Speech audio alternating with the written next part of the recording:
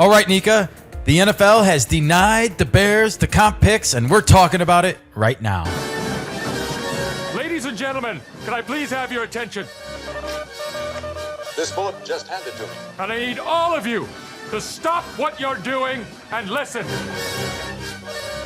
Yes, indeed, the Bears are getting screwed. But first, if this is your first time here, please do us a favor. Like this video, subscribe to our channel, and ring that bell for our mascot, Frexy. She told me this morning on the walk that she really wants to see us hit 1,000 subscribers before the NFL draft. Look at the calendar, folks. You know what to do. Hit that button. Thanks a lot. Thank you. Well, it is all over but the crying for the Chicago Bears and these compensatory draft picks that we were hanging on to hope for through a long time, and a lot of ups and downs in this story, a lot more than I thought. Yes, it has been a minute. And I just feel like at the end of the day, it's never going to sit right with me what's happened here. You know, I feel like all the technicalities and all the word salading that's being done by people in the media, people in the NFL, people in the Atlanta Falcons organization, it's glorified marketing speech, you know, and it's costing the Bears right now. Yes. And it doesn't sit right with me. Of course, the Bears got screwed at the end of the day. They did. And so I wanted to make a couple points here in light of the story kind of coming to an end here. And I wanted to start with Roger Goodell and the NFL. You know, we had the NFL meetings in Arizona, and Roger Goodell made this, you know, triumphant backing of the Rooney Rule. And he was asked about it quite a bit because the Florida Attorney General, James Uthmeyer, is threatening civil litigation against the NFL if they don't eliminate this rule, saying that, you know, we want to live in basically a merit-based society for jobs.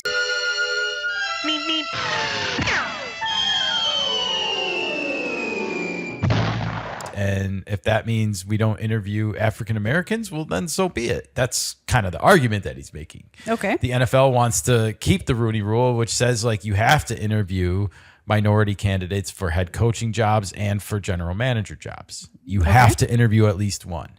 And this is because there was a long history and a long period of time where there was no black coaches in the NFL. Sure. So, having said all that, the Bears are in this situation now where they clearly satisfy on the surface what the Rooney Rule is. Ian Cunningham goes from being an assistant general manager with the Bears to being a general manager with the Falcons, and yet it's now being denied.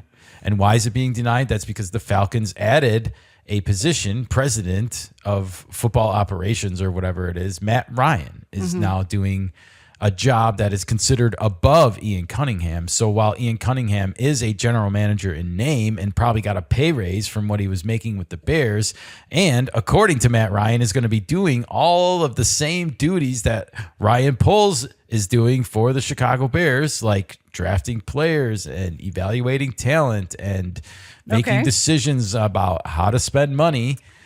So he's got more duties and higher paycheck, but at the same time, he still answers to somebody at the end of the day.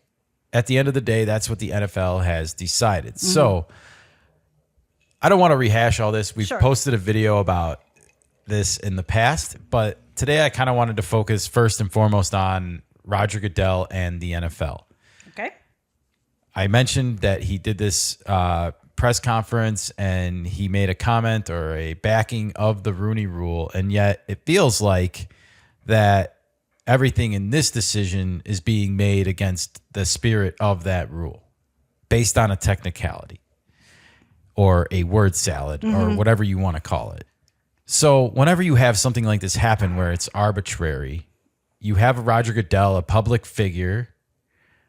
Those people have people around them that are advising them and helping them make decisions on these types of situations. Absolutely. So my question right now is, who the hell is in Roger Goodell's inner circle and basically blocked the Bears here?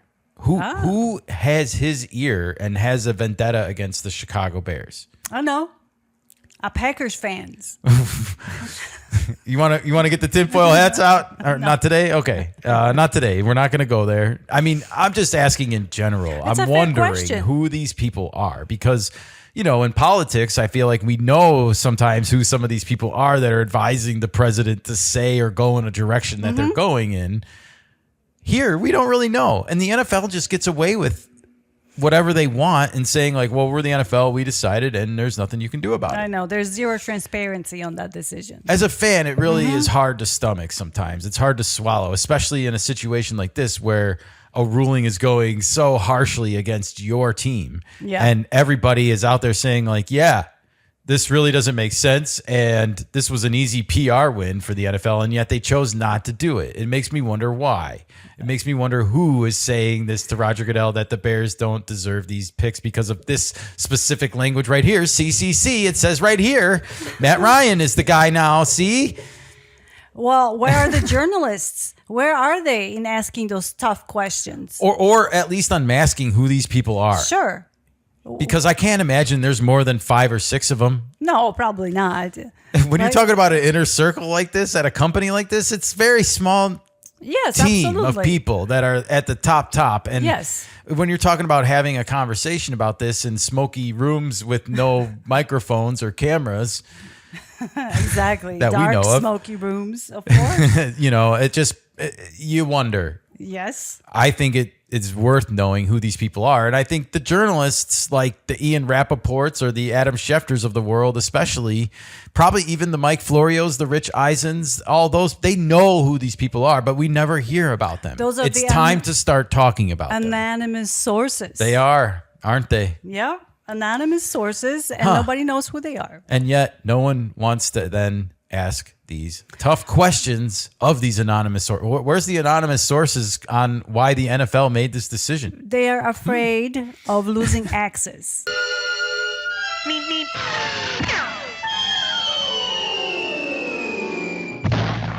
That word gets thrown around a lot. Access to the players, access to the front office or whatever. And they don't want to get left behind.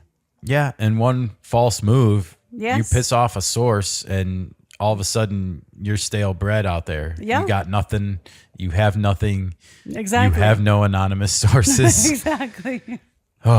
It sucks for us fans. It does. And the organization, because I feel like they have done their due diligence and they should get the compensatory picks.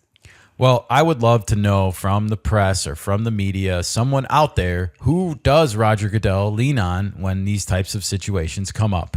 Who is his trusted voices in helping him decide what to do? How many yes men does he have? It'll be interesting. Yes. Yeah. I don't think we're ever going to know, but I would Unlikely. I would love to start seeing these questions get asked more. Yes. Instead of just Do like, your why are job. we getting screwed? That's a great question. But in order to understand why we're getting screwed, I think we need to understand who are the people making Those or decisions. having the Influencing. influence, the little birdies, Yes. Indeed. Well, on a separate but connected note, I think it's time that we take a closer look at Arthur Blank and Matt Ryan both, and whether or not there's some manipulation going on their part. And they knew full well maybe what they were doing. I mean, if you want to go full on conspiracy theory Yes. here, did the Falcons know that they wanted to clean house and they wanted Ian Cunningham? And in order to subvert giving the Bears any draft picks, they made this position up for Matt Ryan on purpose. And you might ask yourself, well, why would the Atlanta Falcons do that? It's not their draft picks. It's just... It doesn't matter. It's a competition at the end of the day. It is. Why do you want another team to get more Exactly. players 2 Exactly. years in a row or not get those players? Like when you're directly in competition with them for not only the NFC, but for the whole championship. And the So- drafts. Who knows? And then, yeah, you get knocked down another position Exactly. in the draft. Even one slot matters Makes a to difference. these people. Absolutely. Yeah, So- absolutely. Yeah, it's interesting, and it just, it makes me wonder if they knew what they were doing all along, and that Matt Ryan right now is out there on all these media outlets and doing all these interviews with Mike Florio and other people at these NFL meetings, saying all the right things. Of course. Knowing full well, deep down in his heart, that it's bullshit. That, you know what this reminds me of? The Ravens and Max Crosby situation. It does a little bit, doesn't it? Yes, it's a little different because it involves players already in NFL versus draft picks, but it's a very similar situation. It's bizarre. It is. You In add one these season? things up and you just wonder again, who is saying like CCC, here's what the rules say, sorry, not sorry. Right, technical. It is cutthroat out there. I just It want to is. remind everybody of that. It is cutthroat, and that's my argument at the end of the day is Matt Ryan can go out there and say all of these things the right way. Like, yeah, the Bears deserve these picks, and know that they're not going to get them, Of course. and smile about it in the mirror at the end of the day. Because at the end of the day, he's not the one making the decision. And he's not the one that looks bad. Exactly. So I think we should all just take a closer look at that, though. And it's possible that they're even keeping Ian Cunningham in the dark about it. It is because possible. they wouldn't look very good probably in his eyes if they were the ones doing this. Well, next season, if another team does what Atlanta Falcon has done this season, they're going to be bigger uproar about this. yeah. Something like similar like this will happen again. Well, and we listened to Mike Florio talk about this morning, and he said, another team could potentially hire Ian Cunningham as soon as now. Right. If they wanted to So- hire him as their primary football executive Exactly. decision maker, And just who- like Matt Ryan is. And He can who- even be a general manager and have that power. So who gets the picks then? Atlanta Falcons. Probably. That's That would be insane. even more crazy if that is the ultimate resolution out of all of this. Ian gets a new job and Falcons get 2 extra picks. That's crazy. That would be crazy, and I would hope that the Bears would appeal that decision as well and be like, we deserve at least one of those picks, at least And one they of them. will get denied again. They will get denied again because of technicalities and word salads. Then I will blame Kevin Warren on that one for not barking enough.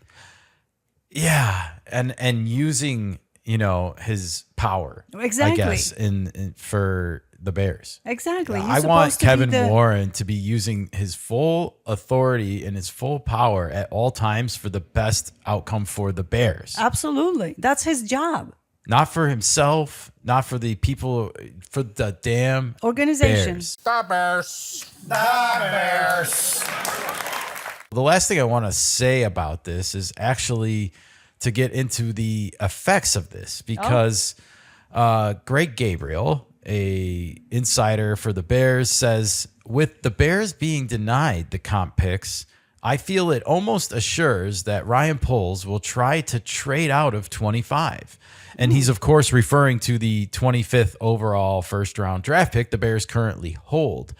And I can't disagree with this a little bit. It stings because you never want to move down in the draft necessarily, but you have to weigh what's there now versus what is going to be there later, and the risk with that, Sure. And at the end of the day, I think you want to bring in more bodies and Yes. take more flyers and take more scratch offs, right? Competition. Create bigger competition for the position. So we're gonna have tryouts.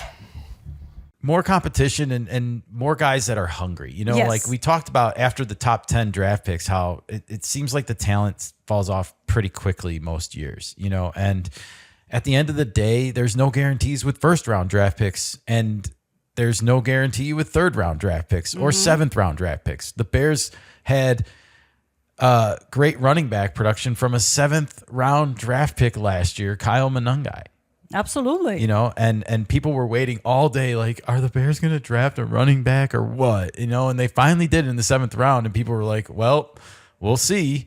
Turns out there was some value down there. So Absolutely. it can be found. Yes, and also you have to look at the coach. We have a great coach that wants to be a teacher at the same time. So bringing a guy that is on the bottom of the totem pole and bring the best out of him guarantees something for him too. Absolutely. in a later season or later throughout the seasons that he's with the Bears. I agree. And I think he's also going to probably continue to have influence on who these players we select Yes. are and interview Yes. them, test them ahead of time. Get them have trials. So we're gonna have tryouts.